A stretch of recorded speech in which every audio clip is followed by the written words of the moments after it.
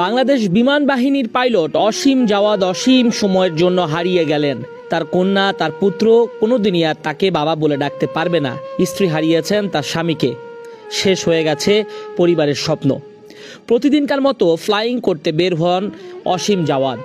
সকাল 10:30 নাগাদ রাশিয়ান বিমান YAK-130 বিমানটি যান্ত্রিক ত্রুটি দেখা দেয়। বিমানটির পেছন থেকে ধোঁয়া বের হতে থাকে, আর এরপরই শেষ হয়ে যায় সব আশা।